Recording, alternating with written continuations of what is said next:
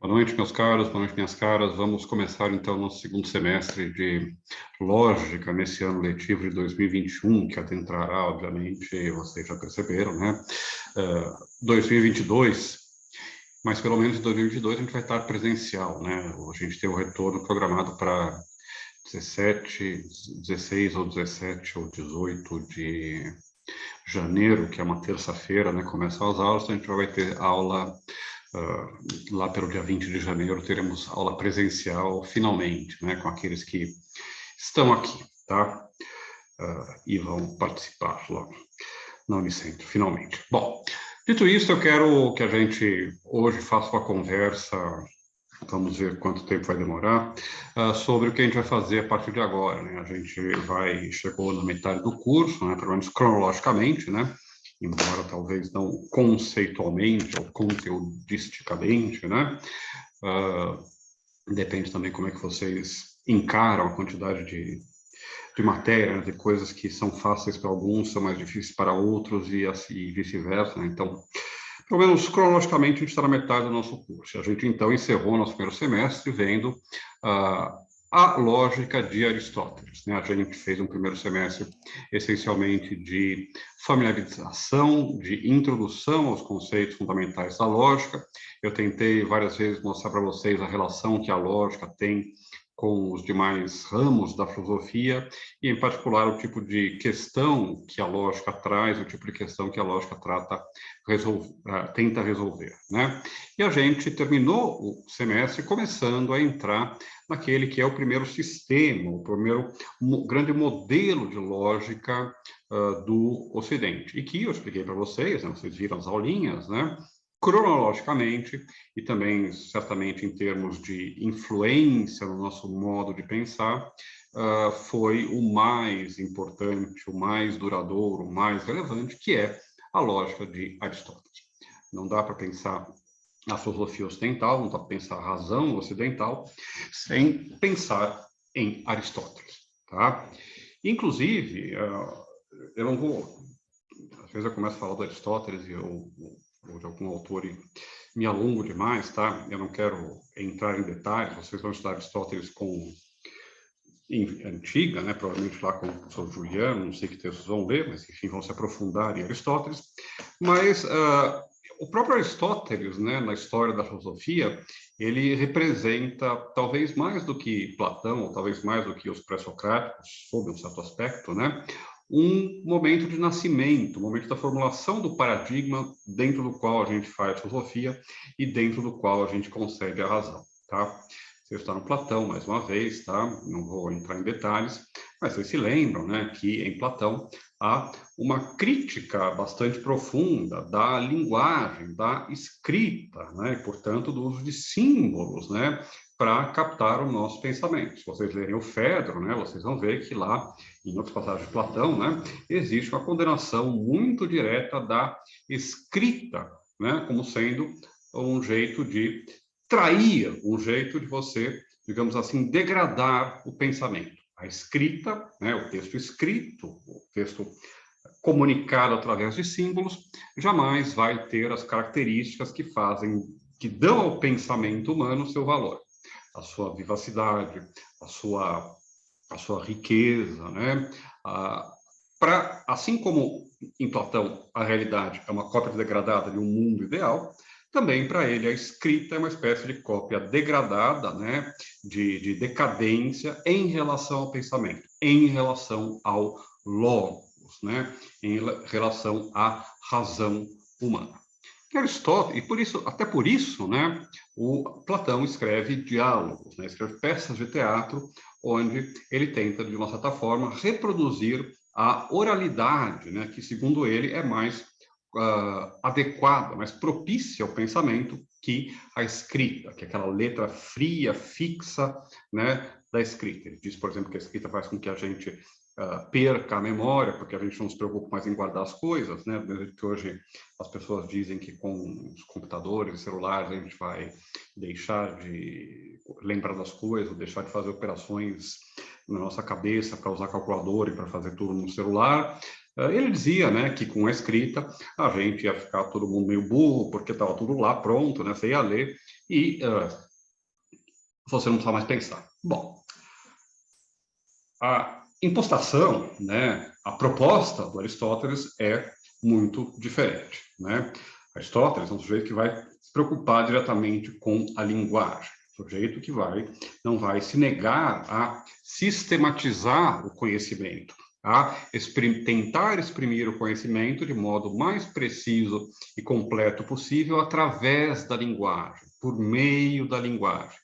E o objetivo que ele pretende atingir com isso não é meramente produzir um certo tipo de exercício, né, de pensamento, como talvez os diálogos de Platão querem produzir, para que o sujeito se eleve lá, né, pela dialética ascendente, até o nous, até a visão do bem e assim por diante, né? Não, o que o nosso amigo Aristóteles vai fazer é justamente sistematizar o conhecimento, dizer que o conhecimento tem uma estrutura, tem uma lógica, que tem áreas, né, e, digamos assim, questões, investigações que se complementam, tá? E, portanto, muito mais do que Platão, são esses aspectos do pensamento aristotélico que vão determinar a razão ocidental e que vão determinar, em particular, também o conceito de ciência, com C maiúsculo, o conceito de conhecimento, com C maiúsculo. A gente fala ainda hoje, é um uso que a gente deveria corrigir, porque ele não é adequado, em a ciência, né? Como se houvesse um grande objeto, né? Um grande ser, uma grande coisa, uma grande realidade, que é a ciência, ou o conhecimento humano. Isso aí é Aristóteles puro. Isso aí é consequência de 2.500 anos da influência de Aristóteles. A gente deveria talvez falar de as ciências, os conhecimentos, né? Os saberes, como gostam de dizer hoje em dia, mas quando a gente pensa a razão, o conhecimento, né? A verdade, tudo isso é herdado do Aristóteles, tá? E assim, eu estou dizendo isso para, primeiro, mostrar que assim, é incontornável a gente, em qualquer área da filosofia, passar pelo Aristóteles. Mas também estou dizendo isso por quê? Porque o que o Aristóteles faz fornece um modelo, fornece um ponto de partida, né, que vai ser depois desenvolvido e explorado.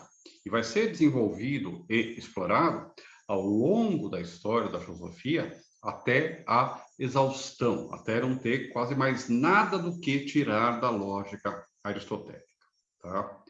Uma coisa importante para vocês também pensarem, que eu estou falando muitas vezes de lógica aristotélica, e eu quero falar lógica aristotélica mesmo, não é a lógica de Aristóteles, tá? A lógica de Aristóteles não existe, porque ele não usava esse termo, porque aquilo que a gente chama de lógica, provavelmente o melhor sinônimo que tem em Aristóteles é analítica, tá? Mas aquilo que está contido nos escritos que tratam do que a gente chama de lógica do Aristóteles, isto é, no órgão, ficou conhecida como lógica, e ela foi sistematizada, transformada, explorada, né? Organizada, dissecada de todos os jeitos possíveis ao longo desses 2.500 anos, tá?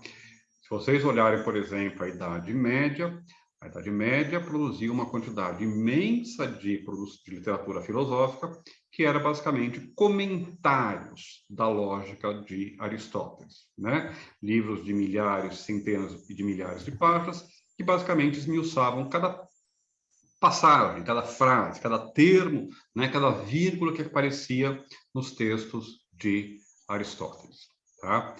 Vocês vão aprender no ano que vem, em filosofia medieval, que isso tem algumas razões que que não tem meramente a ver com o valor da obra do Aristóteles, mas que são contingentes. E especificamente o quê? Especificamente o fato de que, durante muito tempo, no Ocidente, as únicas obras de que a gente dispõe do Aristóteles eram as obras lógicas, o órgão, tá? Na verdade, nem todo o órgão, mas alguns livros do órgão, né?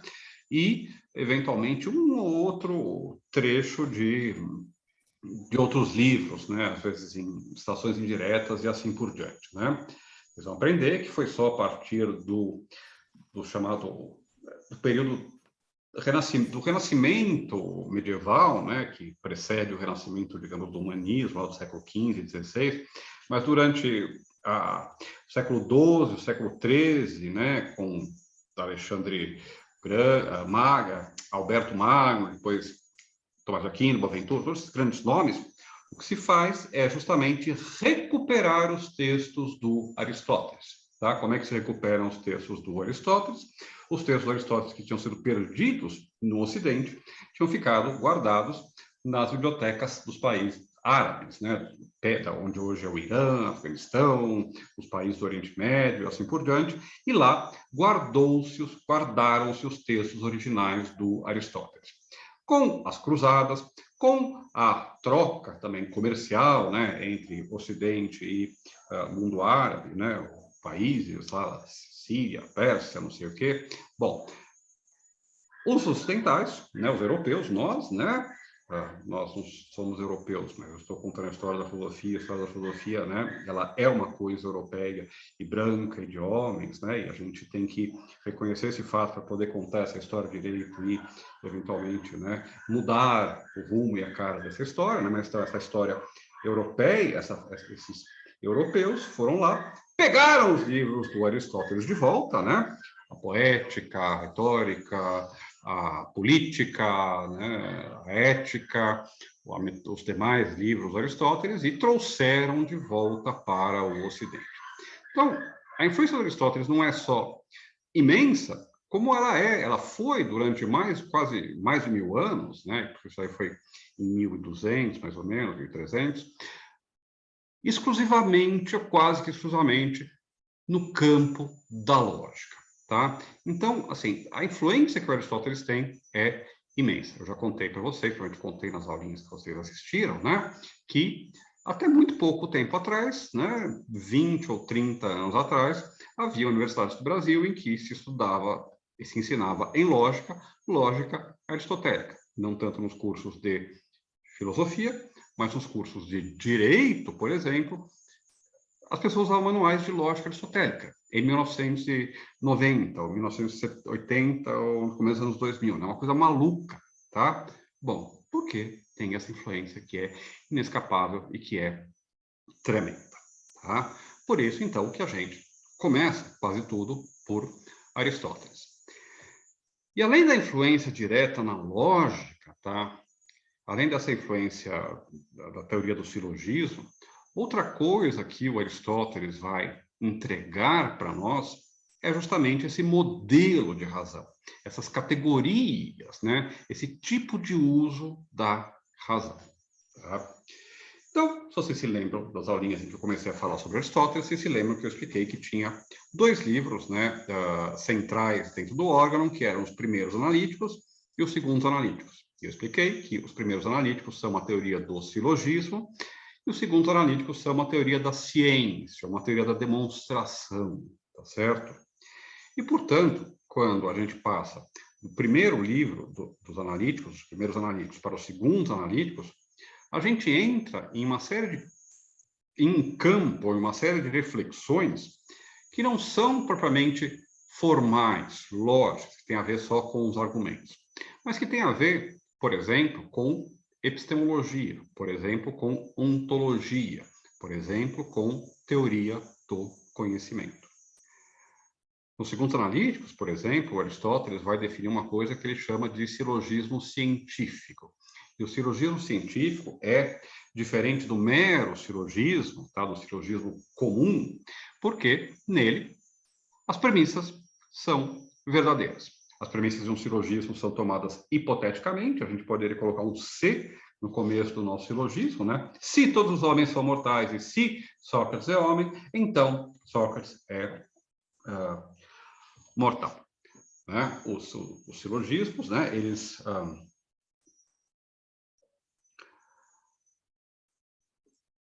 enfim, os silogismos são modelos formais, né? São essa pequena estrutura formal, né?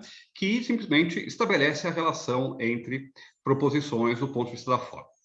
O silogismo científico, ao contrário, então, é aquele silogismo onde não apenas eu tenho uma relação de implicação, né, de consequência entre premissas e conclusão, mas, além disso, e vocês vão ver que é um conceito que vocês conhecem próximo, né, algo parecido, né?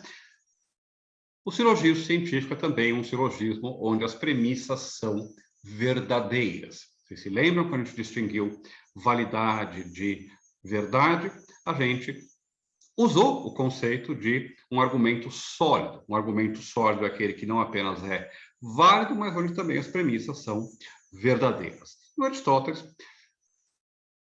toma a investigação das premissas, ele afirma que a gente buscar a verdade das premissas, estabelecer as condições nas quais a gente pode considerar verdadeiras premissas, faz parte da lógica, certo? Para nós não faz, eu disse a vocês, olha, faz parte da epistemologia, da metafísica, do conhecimento, mas para Aristóteles fazia, tá?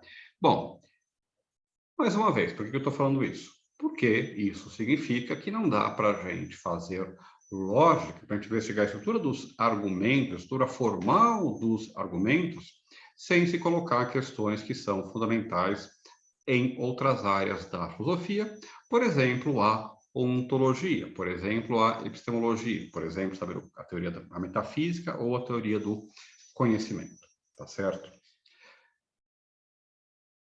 Outra coisa que a gente viu, que a gente começou a ver no Aristóteles, é que, então, Aristóteles desenvolve uma teoria da ciência nos segundos analíticos, e essa teoria da ciência é, essencialmente, uma teoria da demonstração, ou da prova, tá certo? E se a gente estava se preocupando no primeiro semestre, sobretudo com a ideia de validade, no segundo semestre, o conceito central que a gente vai trabalhar, a ideia central que a gente vai investigar, é a ideia de demonstração ou de prova. O que significa provar alguma coisa? Veja, primeira coisa importante. Só na lógica a gente consegue provar coisas. A gente fala que a gente não consegue provar no sentido que a gente vai definir aqui uma demonstração ou uma prova, né? A gente não consegue provar que cisnes são brancos, que um certo sujeito é inocente ou culpado de um assassinato e assim por diante. Embora a gente use o verbo provar, né, nesse sentido, na linguagem de todos os dias. Ah, ele provou, né, que aquele cara é um pilantra. Ah, isso foi uma prova de que meu carro não é econômico, né? Mas, enfim, prova, estritamente, estrito senso, em sentido preciso, a gente tem na lógica e também na matemática. E uma das características fundamentais das demonstrações ou das provas é a característica fundamental ou central da própria validade lógica, que é a sua necessidade, a impossibilidade do contrário ser falso. A gente demonstra coisas ou prova coisas na vida de todos os dias que, logicamente, podem ser falsas, tá? Em lógica, quando a gente demonstra alguma coisa, a gente prova não tanto ou não apenas que isto é verdadeiro, mas a gente prova também que é impossível que isto seja falso, ou então que é necessário que isso seja verdadeiro. É um conceito de prova ou de demonstração que é muito mais forte do que aquele que a gente usa na vida cotidiana. Se alguém me provou que o sujeito é o assassino, mas depois aparecem novas provas, né? E eu me convenço que ele não era, que ele era inocente, aquela prova, né? Eu posso mudar de ideia, né? Quando eu provo alguma coisa em lógica, eu não posso mudar de ideia. Eu não posso demonstrar que aquilo que eu acabei de provar é falso, a não ser que minha prova inicial estivesse errada e não fosse, portanto, uma prova, tá? Provas ou demonstrações em lógica são absolutamente necessárias. Se a minha prova está correta, é impossível que a conclusão seja falsa, tá? E a gente vai, então, investigar, sobretudo, essa ideia, examinando como é que a gente faz provas em lógica, tá? Agora, eu quero também que vocês pensem um pouco, tá? Por que que é importante, por que que é tão central esse conceito de prova ou de demonstração, tá? Vocês vieram fazer filosofia não porque vocês queriam estudar a obra lógica de Aristóteles, provavelmente, ou porque queriam saber os mistérios da codificação múltipla no cálculo de predicados, tá? Vocês provavelmente vieram fazer filosofia porque vocês estão interessados, né, na resposta às grandes questões do universo, da vida do universo e tudo mais, né? Deus existe, minha alma é imortal, a vida tem um sentido, o que eu devo fazer, né? O mundo e o universo é infinito e eterno, ele foi criado, né? Bom, a gente quer saber essas coisas, né? O que é melhor, a tirania, a democracia, a república, a monarquia, bom, isso que a gente quer saber, tá? Agora, a gente não quer uma resposta do tipo, eu acho que, ou pode ser, ou talvez. Deus existe? É, pode ser, talvez. É, para você existe, para você não existe, tá bom? Não. A gente quer respostas que estabeleçam a verdade das nossas teses. A gente quer respostas que estabeleçam, então, justamente como, de modo necessário, né? De modo que seja impossível eu estar enganado, de modo que seja impossível ser falso, alguma coisa a respeito dessas grandes questões. Eu quero demonstrar, provar de modo necessário que Deus existe, né? Eu quero convencer aquele que não crê que Deus existe. Ou contrário, eu quero provar de modo necessário, não dá para provar uma existência, né? Mas eu quero demonstrar que não há provas, né, da existência de Deus, que não é possível demonstrar a existência de Deus. Eu quero fazer isso de modo necessário. Em filosofia, no conhecimento, em ciência, o pode ser, o talvez, o como você quiser. Ah, eu tenho minha verdade, eu tenho sua verdade, né? Cada um a sua, sei lá, mil coisas. Isso não funciona e não é isso que a gente quer, tá certo? A gente quer chegar à verdade e a gente quer que essa verdade seja necessária, seja segura, seja estabelecida acima de qualquer dúvida, acima de qualquer contestação. E a gente não quer uma verdade, né, também que dure 2 horas. Deus existe? Ó, por enquanto a prova que eu tenho é boa, mas daqui a umas 3 horas não sei mais, tá? Isso não faz sentido. O que nós buscamos quando fazemos filosofia, o que nós buscamos quando buscamos questões para as grandes perguntas, seja em ética, em política, em estética, em lógica, em filosofia da mente, no que vocês quiserem, são respostas universais e necessárias que decorrem de modo obrigatório das premissas e que, portanto, estabelece uma coisa que não pode ser falsa, estabelece uma prova para além de qualquer dúvida, tá? De onde é que a gente consegue fazer isso? A gente consegue fazer isso em matemática, a gente consegue fazer isso em lógica. E a gente não consegue fazer isso, muito provavelmente, infelizmente, em qualquer outro domínio do conhecimento humano. Ninguém hoje sai por aí querendo brigar com o outro, chamando o outro de burro, se alguém diz que 3 mais 2 é igual a 5, né? Ninguém contesta verdades matemáticas. Ninguém sai por aí querendo bater nos outros, né? Se eu digo que se todos os homens são mortais e Sócrates é homem, então Sócrates é mortal, né? Porque ele não pode não aceitar as premissas e não aceitar a conclusão. No entanto, as pessoas brigam, por exemplo, por causa da essência de Deus. As pessoas brigam por causa por saber qual é a melhor forma de governo, se é assim, se é assado, né? Qual é o melhor regime de governo, se é este ou se é aquele. As pessoas brigam por isso. Por que elas brigam por isso? Porque a gente não consegue demonstrar, provar, sem sombra de dúvida, aquilo que a gente busca, né? A gente não tem, em sentido estrito, provas ou demonstrações. Então, o conceito-chave que a gente vai explorar aqui é o conceito de prova ou de demonstração. No segundo semestre, a gente vai estudar sistemas lógicos, mas o que a gente quer é entender o que significa provar algo. O que é uma prova de algo, tá? O que significa provar que Deus existe ou que Deus não existe? Não dá, mais uma vez, não dá para provar uma existência, mas, enfim, vocês entendem o que eu quero dizer. O que significa provar que devemos viver em uma democracia? O que significa provar que a vida humana tem um valor intrínseco? O que significa provar que a beleza é fundamental para o sentido da nossa existência? Enfim, a gente quer provar essas coisas. O que significa provar? Como é que a gente prova coisas? É isso que a gente vai investigar. Então, nesse segundo semestre, em lógica. Tá? E a gente vai ver que existem alguns problemas ou algumas dificuldades, tá certo? Por que a gente não tem provas ou demonstrações em estética, ética, lógica, lógica, psicologia, lógica a gente tem, psicologia, direito, medicina e assim por diante. Só na lógica a gente tem demonstrações, ou na matemática também. Bom, a gente vai investigar isso, vai investigar o que é uma demonstração. Uma demonstração, vocês já devem estar imaginando, é um tipo particular de argumento. É um argumento que a gente arranja de um certo jeito e que obedece a certas regras, a certos critérios. Tá? Uma demonstração é simplesmente você, então, a partir do que é dado, né, concluir aquilo que vem em seguida, aquilo que decorre do que está dado, aquilo que é uma consequência necessária do que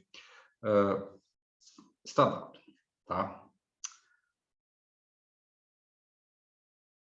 Só que tem um problema. Um dos problemas fundamentais que a gente vai encontrar é o seguinte: quando a gente tenta provar alguma coisa, a gente sempre prova algo a partir de premissas, a partir de algo que veio antes. Né? Um argumento é isso, um argumento vai de premissas para conclusão.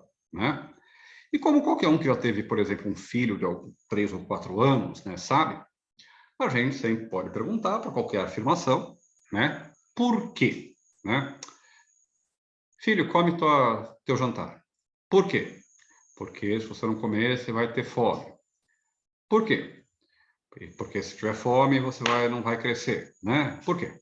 E tem uma hora que o pai fala, porque eu quero, porque eu estou mandando, porque é assim, ou porque sim, tá? A gente não deveria fazer isso, mas uma hora não tem mais o que responder, né? A gente coloca um ponto final naquela interrogação, na interrogação dos porquês, na interrogação do porquê que é verdade isso que você está falando, por que é verdade essa premissa que você está me colocando, tá certo? Bom, o que o Aristóteles percebe é que, para que a demonstração seja possível, para que eu possa provar alguma coisa, tem que ter um ponto final nessa cadeia que vai subindo nos porquês, nessa cadeia que vai se perguntando pelo que vem antes, pelo que justifica as premissas que eu estou usando. Em outras palavras, para Aristóteles, existem princípios primeiros, tá? Princípios dos quais depende todo o conhecimento, todo o pensamento, toda a filosofia, tá certo? Tem princípios que estão no começo de tudo. Bom, mas professor, por que eu não posso me perguntar o porquê desses princípios? Bom, eu não posso me perguntar o porquê desses princípios, porque esses princípios são indemonstráveis, porque eles são axiomas, porque eles são pontos de partida.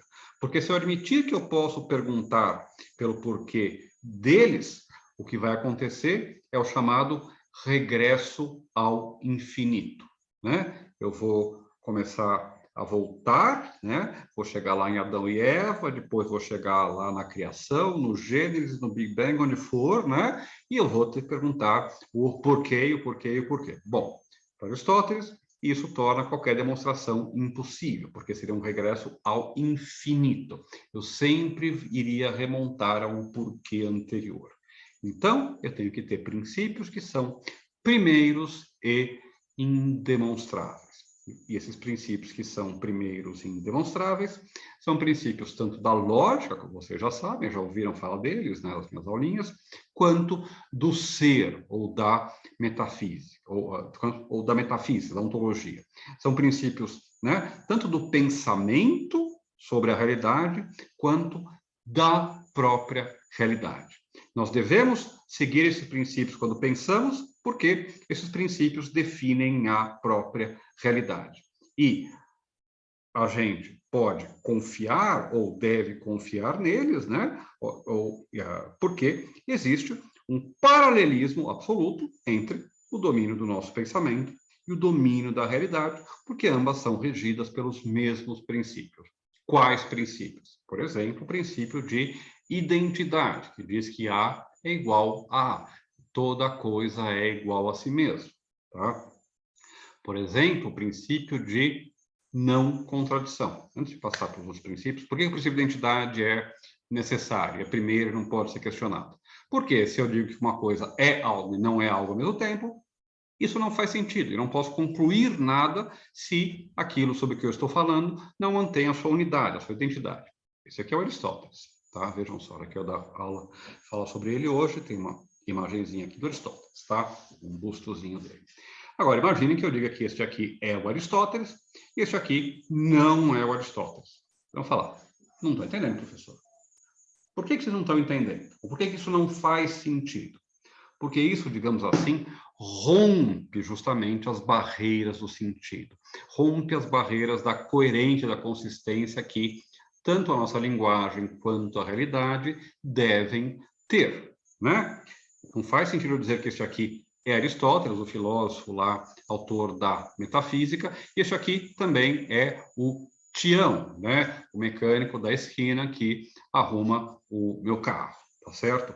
Não faz sentido. As coisas têm que permanecer idênticas para que a gente possa falar sobre elas. Se isso aqui é um busto de Aristóteles e depois de um segundo se transforma em uma asa delta, né? Obviamente, a realidade não faria sentido para nós.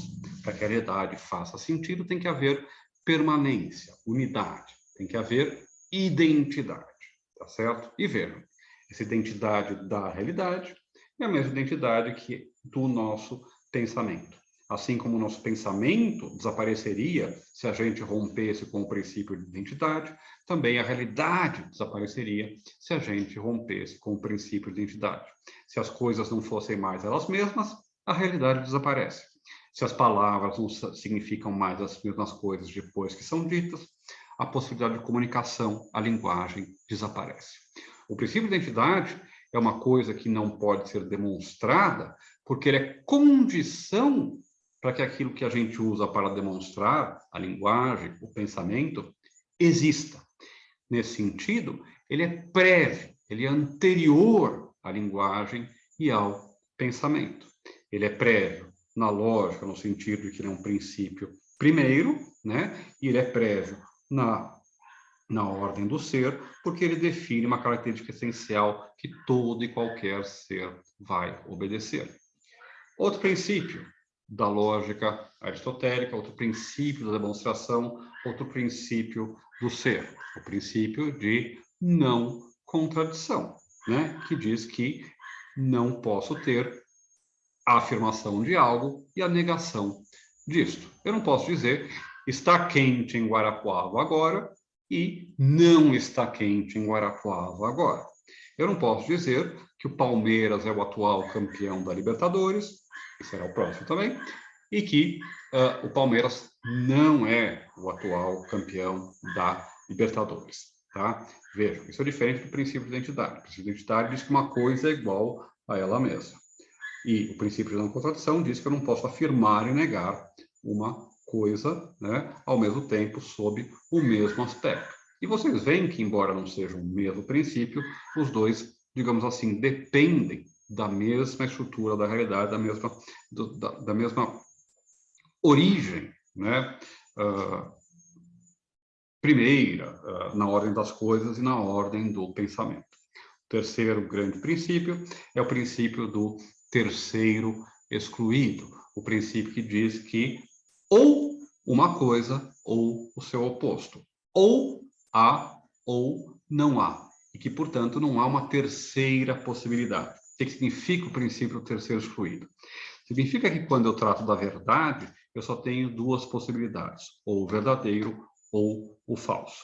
Ou esta caneca aqui tem o Homer Simpson comendo um donuts nela, ou essa caneca aqui não tem o Homer Simpson comendo um donuts nela. Então, ou é verdade que essa caneca tem o Homer Simpson, ou é falso que essa caneca tem o Homer Simpson. Uma terceira possibilidade não existe, tá? Vocês vão dizer, mas se tiver um desenho e eu não sei direito se é o Homer... Bom, esses casos difusos, vagos, ambíguos da realidade têm que ser sanados, né? E, obviamente, se a minha linguagem refletir de modo preciso aquilo que eu quero dizer, eu tenho que ser capaz de dizer de uma afirmação, de toda e qualquer afirmação, que ela é ou verdadeira ou falsa e que não há, portanto, uma terceira possibilidade. Por que é um princípio do terceiro excluído? Porque toda afirmação, então, ou é verdadeira, ou é falsa, ou não tem uma terceira possibilidade. E veja, mais uma vez, esse é um princípio tanto do pensamento, né? Ou é verdadeiro ou é falso, e não tem uma coisa intermediária, né? Ou a xícara é branca ou a xícara não é branca, e pronto, né? Mas é também, né, uma característica do próprio ser, da própria realidade, né? Por exemplo, ou Deus existe ou Deus não existe. Não tem uma possibilidade intermediária. É meio que existe, né? Tá lá 73% sim, né? 27% não, né? Não tem sentido, né? As coisas ou são ou não são, tá? Bom, esses princípios, segundo Aristóteles, são indemonstráveis.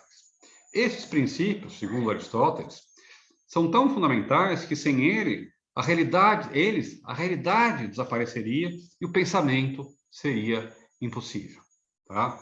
E uma ótima pergunta que a gente vai poder se fazer, então, é: será que é mesmo?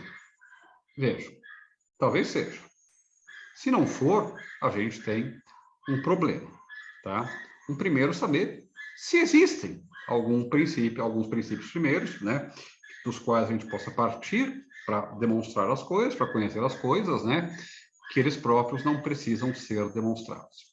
E se a resposta for negativa, se a gente disser que não, esses não são os princípios primeiros demonstráveis da realidade, da razão, do ser, e assim por diante, isso pode muito bem significar que esses princípios não existam e que, portanto, a própria ideia de conhecimento, demonstração, prova, conhecimento necessário são impossíveis ou são ilusórios. Talvez a razão ocidental, talvez o pensamento filosófico europeu, talvez a ideia de demonstração racional que implique em conclusões necessárias, seja apenas um sonho da própria razão, seja apenas uma ilusão, uma história que nós nos contamos, mas que no fundo é só mais uma ficção, uma história inventada, assim como aquela de Ulisses ou do Chapeuzinho Vermelho. E nós estamos no mato sem cachorro e tudo aquilo que a gente acreditava, como diria Marx, tudo aquilo que é sólido se desmanchou no ar. Tá? É uma pergunta que a gente vai deixar, então, para o final do nosso semestre. Tá? O que eu quero, então, tirar disso aqui? O que eu estou falando de tudo isso? Quero que a gente entenda por que a gente vai fazer, né? E por que a gente vai, então, investigar, né? Perder um certo tempo aprendendo como provar alguma coisa em lógica. Tá? Então, agora, eu quero passar, depois dessa introduçãozinha, ao programa, para vocês verem o que a gente vai fazer e onde é que a gente vai investigar isso, investigar essas questões fundamentais, questões sobre demonstração, questões sobre a própria possibilidade da demonstração, da prova, do pensamento e da razão. Tá? Ou seja, mais uma vez, por que eu estou falando isso? Porque a gente vai começar agora a entrar em uma parte bastante técnica, tá? Bastante chatinha, entre aspas. Eu acho super divertido, uma parte das pessoas não acha, tá? Da lógica, na qual a gente vai aprender a manipular símbolos, a escrever provas, né? Como se fossem matemáticas, tá? Por que isso? Porque a gente quer investigar justamente a natureza da própria razão, tá certo? Não é simplesmente porque a gente quer aprender a fazer continhas bonitinhas na lousa ou nos livros e impressionar os nossos colegas, mas é porque essa investigação formal sobre o que é uma demonstração é uma necessidade se a gente quiser entender a própria tarefa ou a própria ambição da filosofia. Se a lógica falha, a filosofia falha. Se a lógica é impossível, provavelmente a filosofia e talvez a própria comunicação seja impossível. Bom, e não há nenhuma garantia, né, de que ela funcione. Ou será que há? Vamos investigar então isso. Como? Vou aqui projetar, mas antes de projetar, tudo bem até aqui, gente? Dúvidas, perguntas, angústias, querem comentar alguma coisa, querem fazer alguma observação? Pedir que eu volte alguma coisa. Professor, Fala. sobre a lógica aristotélica, você passou algum texto para a gente ver alguma coisa sobre? Passei. Vocês têm quando eu passei várias, vocês têm as aulinhas lá, né, que estão no YouTube, que estão lá no Moodle, né, sobre Aristóteles, mas eu indiquei o capítulo 5 do Note, que é o texto que você já tem, deixa eu achar o capítulo 5, esse aqui.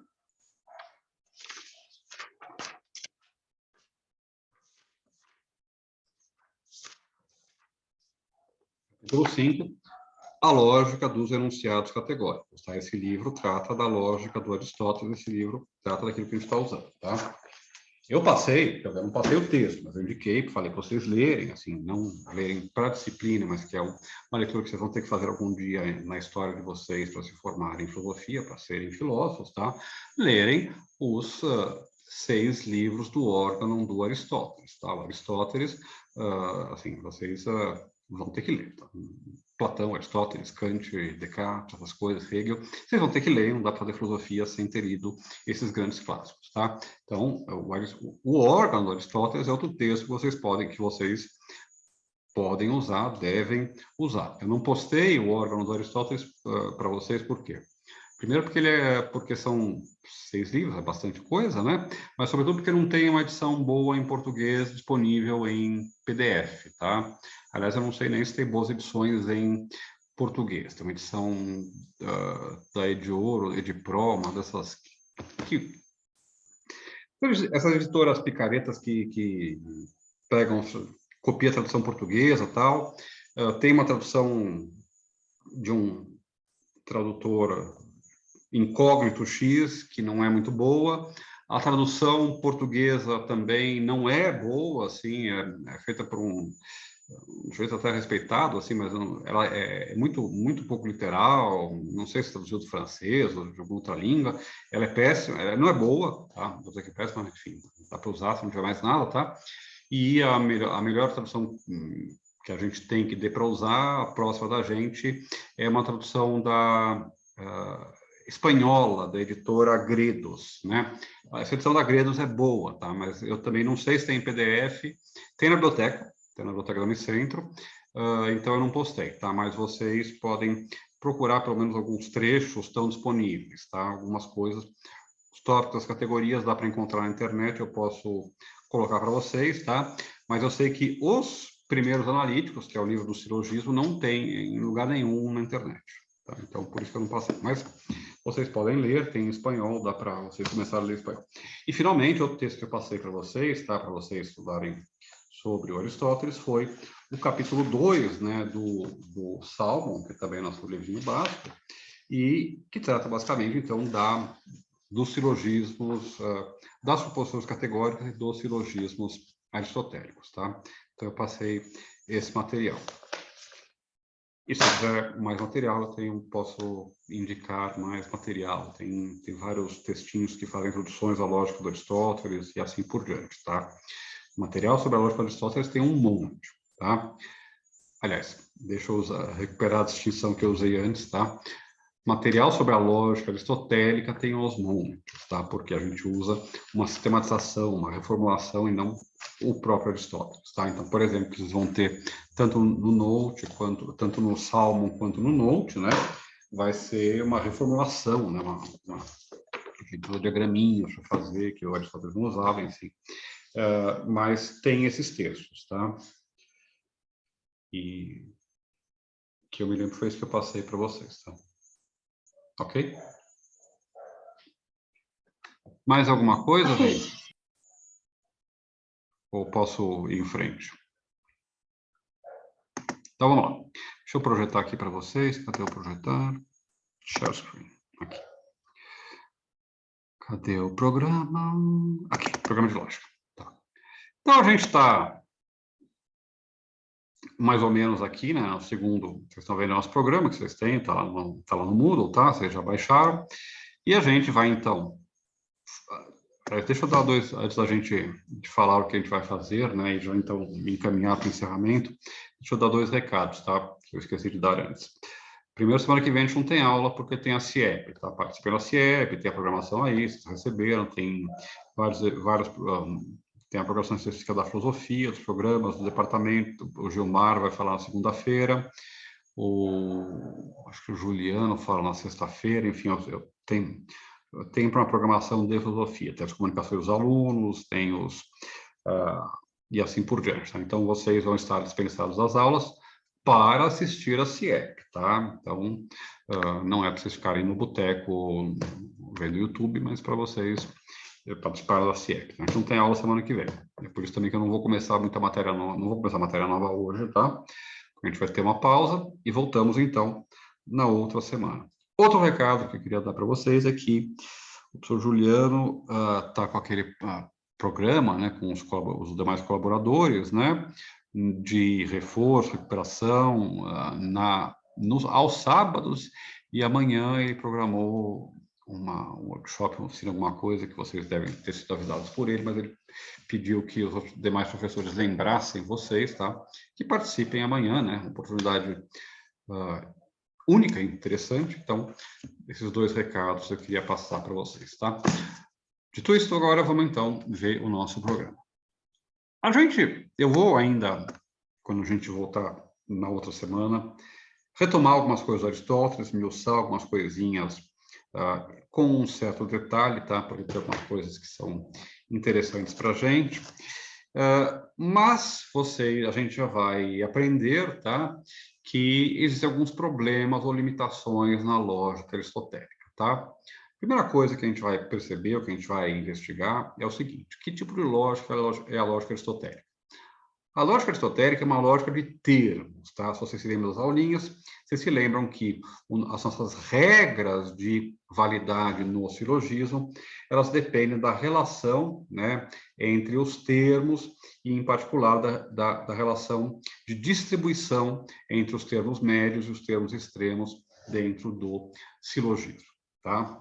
O tijolinho lógico, o átomo lógico sobre o qual se constrói, com o qual você constrói o argumento e depois a demonstração, são os termos, tá? Então, quando eu falo o cachorro é um animal, a parede é branca, as leis são justas e assim por diante, né? O que eu estou fazendo? Eu estou exprimindo uma verdade sobre o mundo, afirmando uma verdade sobre o mundo, que é, basicamente, vocês se lembram, uma relação, uma ligação entre termos, entre categorias, né? E, portanto, o que eu estou fazendo é afirmando ou negando que um termo pertence ao outro, faz parte do outro, está contido no outro, tá? O tijolinho, o átomo lógico da lógica de Aristóteles são os termos. Agora, tem uma série de argumentos, vocês vão ver, que não podem ser expressos na lógica do Aristóteles, tá? Que tipos de argumentos? Argumentos que envolvem aquilo que a gente chama em lógica de quantificação múltipla, ou poliádica, tá? Que é simplesmente o quê? Que é simplesmente você falar, um nome complicado para você falar, né? Deixa eu parar de... Para você falar 3, 4, 5, 10 e assim por diante, né? Na lógica aristotélica, a gente pode falar todos os cavalos são mamíferos, a gente pode falar nenhum cavalo é marinho, um animal um peixe, né? E eu posso falar também que algum cavalo é marchador ou é manga larga, que algum cavalo não é marchador ou manga larga. Mas eu não posso, na lógica aristotélica, falar 3 cavalos são brancos, né? Ou 3 cavalos é mais do que 2 cavalos, tá? Relações também, então, isso, né? Mais que, mais alto que, ser irmão de, ser amado por, amar tal pessoa, dever algo a alguém. Relações não conseguem ser expressas em lógica aristotélica. E é claro que há argumentos que são válidos que envolvem relações. Se eu sou mais alto que meu filho mais velho, meu filho mais velho é mais alto que meu filho do meio, então, obviamente, eu sou mais alto que o meu filho do meio, né? É um argumento que envolve relações, né? Que relacionam, então, 2 termos, 2 objetos, 2 sujeitos, mas não pode ser expresso na lógica aristotélica. A gente vai ver que, então, existem limitações dentro da lógica aristotélica. Uma das limitações da lógica aristotélica é que relações não entre os termos, mas entre proposições não podem ser expressas. E a gente tem inúmeras consequências lógicas, inúmeros argumentos que são válidos, que são bons argumentos, em virtude não da relação entre os termos, mas em virtude da relação entre as proposições em si mesmas, tá? Se eu digo, eu sou palmeirense e sou paulistano, vocês podem concluir disso que eu sou palmeirense, ou podem concluir disso que eu sou paulistano.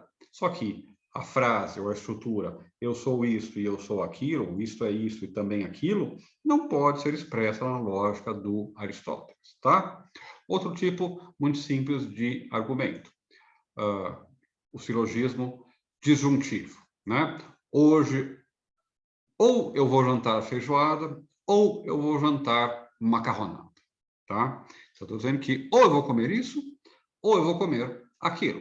E aí depois eu digo, hoje eu não comi feijoada. Logo, o que aconteceu? Eu comi macarronada. Mais uma vez, um argumento perfeitamente válido, perfeitamente compreensível, todos vocês entendem, que não pode ser expresso na lógica de Aristóteles, primeiro. E segundo, que envolve relação não entre os termos que aparecem em uma proposição, mas entre as proposições elas mesmas, tá?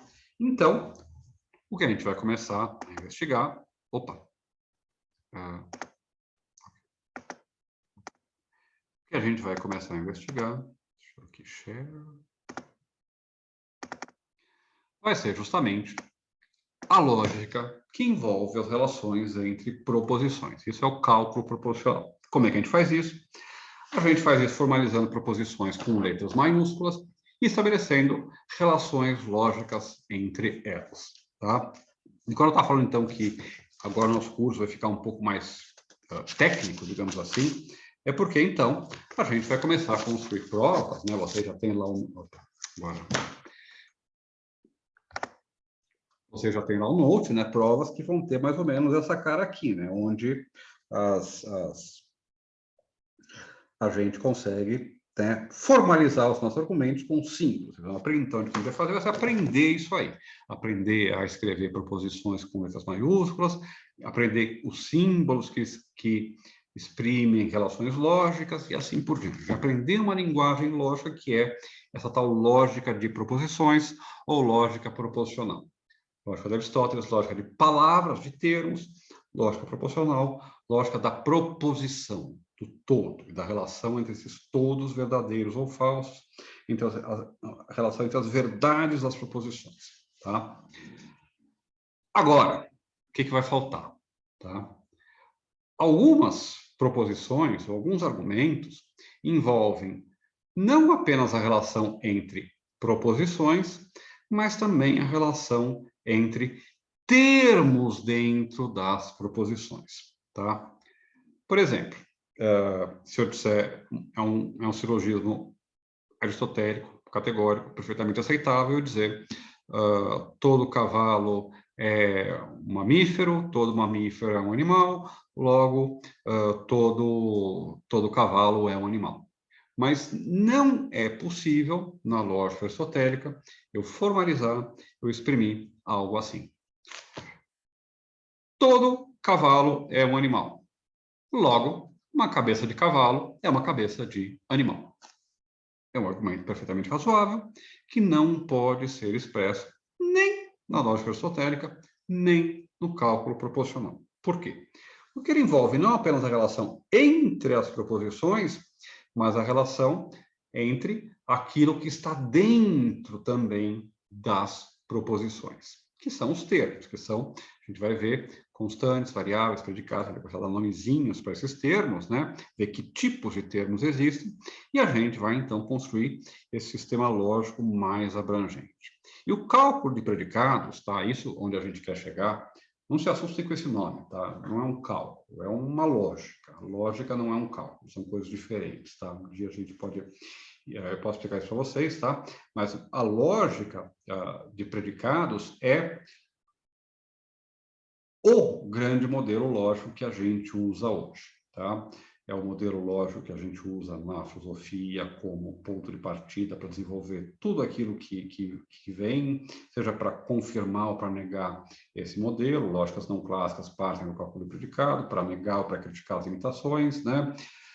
É o modelo, o cálculo de predicados, que a gente usa para formular linguagens de programação, para formular lógica de programação para computadores, para programar circuitos eletrônicos, para programar inteligência artificial, para programar. A gente usa variações do cálculo de predicados, tá? Mas que, enfim, partem do cálculo de predicados para desenvolver toda a tecnologia que a gente tem hoje no mundo. A gente vai para a Lua, vocês estão me vendo, e assim por diante, por causa do cálculo de predicados, tá certo? Esse é um modelo, tá, da lógica ocidental. A gente vai, então, da lógica em geral, né? Porque agora os chineses também usam, ou os japoneses, ou quem quer que seja. Bom, e a gente, então, vai ter que aprender esse modelo, por quê? Primeiro porque ele é onipresente, não dá para a gente pensar hoje a investigação do cérebro humano, a investigação da linguagem, a investigação da realidade que é baseada em computadores, sem entender como é que o cálculo de predicados funciona. Segundo, por quê? Agora, então, retomando aquilo que eu disse lá no comecinho da nossa aula, no começo da nossa aula, que eu estava falando de Aristóteles, da ideia de razão, da ideia de demonstração, tá certo? Se o cálculo de predicados não representa, digamos assim, um modelo adequado para o pensamento ou para a razão, a gente tem duas perguntas a responder. Será que tem alguma alternativa? E, caso não exista alternativa, quais são as consequências disso? Então, no final do nosso curso, a gente vai entrar em questões que têm a ver com a filosofia da lógica, né? A gente vai também se perguntar, por exemplo, se existe a lógica. Se existe uma lógica correta, que é a única possível, e as demais estão erradas ou não são sequer alternativas, não são sequer lógicas. Ou será que a gente precisa de várias pequenas lógicas para dar conta da multiplicidade de conclusões, de inferências, de raciocínios que a gente faz na nossa mente, na nossa vida cotidiana e em nossa mente, tá? Vejam, investigar esses três sistemas lógicos, o cálculo, a lógica aristotélica, o cálculo proposicional e o cálculo de predicados, não é apenas a gente investigar a lógica, mas é a gente investigar a própria ideia, a própria autoideia, a própria autoconsciência que o pensamento ocidental ou que a razão ocidental faz de si mesmo. Porque a razão ocidental, ao longo de 2.500 anos de desenvolvimento, chegou à conclusão de que aquilo que melhor expressa a sua essência, a sua racionalidade, são esse conjunto das chamadas lógicas clássicas. Lógica aristotélica, cálculo proposicional e cálculo de predicados.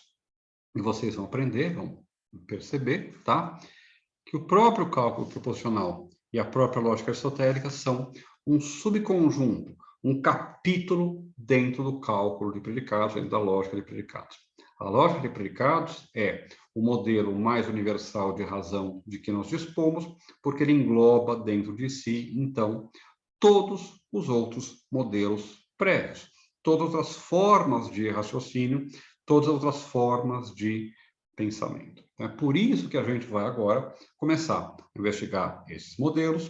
Primeiro, para a gente estabelecer o que pode contar, o que é uma demonstração, o que significa provar algo, e, portanto, em segundo lugar, para estabelecer quais são, de fato, as pretensões que a razão humana pode ter, tá certo? Então, a lógica não vai ser meramente uma investigação técnica, mas é uma investigação técnica que tem como finalidade responder a essas perguntas fundamentais dentro da história da filosofia.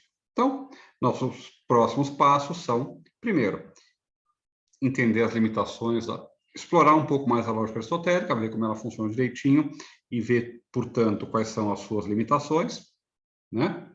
Ver como a gente pode superar essas limitações com um outro modo de conceber os argumentos, que coloca o acento não nos termos, mas nas proposições, né? E, finalmente, a gente vai criar um super sistemão, I've got the power, que engloba tudo dentro dele, que é o cálculo de predicados. O cálculo de predicados, tá?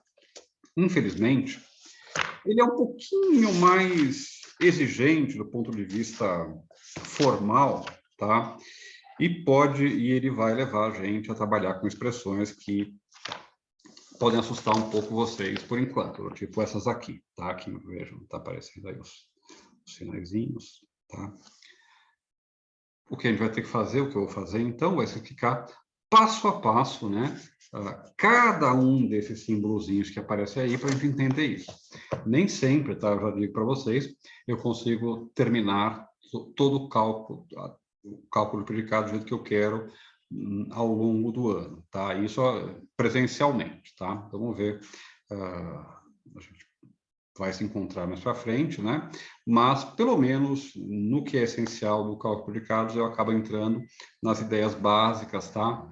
Entre as quais, eu já vou terminar, então, a introduçãozinha no segundo semestre com isso, tá?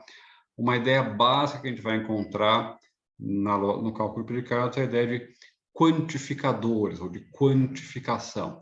Expressões para dizer algum X existe ou todo X é tal coisa, tá? A gente vai ver, isso são termos muito importantes que a gente vai, então, investigar. Esse é o nosso programinha, então, para o segundo semestre. A gente vai fazer como? Usando os textos de que a gente já dispõe, tá? O Note, sobretudo. Podem usar, eu tenho outros disponíveis, eu vou indicar, tá? Mas com isso a gente tem material mais suficiente para dominar, né, esses 3 sisteminhas que a gente vai trabalhar. Tudo bem, gente? Dúvidas, perguntas, angústias? Professor, Fale. esses livros que o senhor falou já hoje, tem lá no Moodle para nós ver ou não? Então, estão todos no Moodle. Estão lá? Então tá bom, Estão no obrigada. Moodle. A única coisa que não tem no Moodle, que eu não coloquei, como eu disse, são os textos do próprio órgão, tá? Do Aristóteles. Todos os outros estão lá. Todos os textos que eu estou utilizando Que nós estão vamos lá. trabalhar, tá lá. Tá bom. Isso, estão lá, tá ok? Se por acaso tiver dificuldade de achar, ou se eu esqueci de deixar algum, você me avisa, me manda uma mensagem que eu explico ou coloco lá se eu não coloquei. Tá? Então tá bom, professor, obrigada. Mais alguém, gente?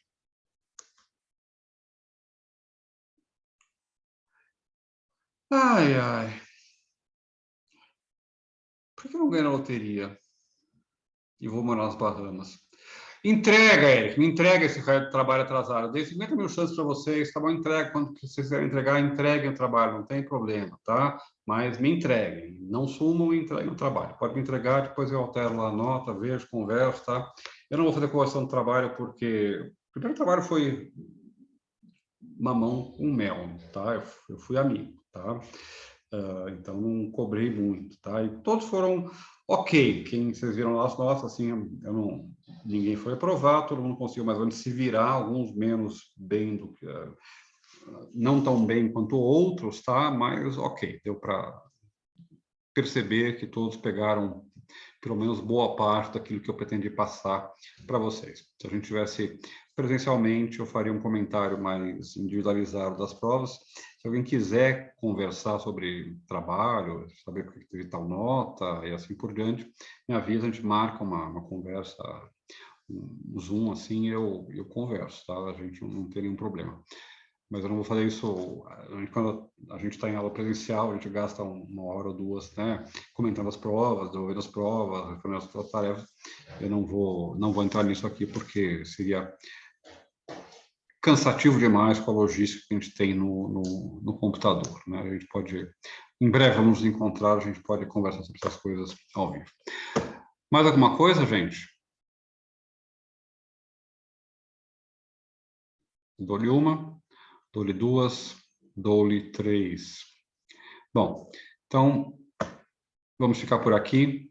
Quando nos encontrarmos novamente, o Palmeiras já será campeão da América novamente, né? Depois de derrotar o Flamengo. Então, todos vamos estar felizes, tá certo? Até a semana que vem na CIEP, participem, tá? E daqui a 2 semanas, então, na outra sexta, a gente se encontra, ok? Tchau, gente. Tchau, professor. Boa noite. Boa noite. Vou encerrar aqui. Boa noite, professor.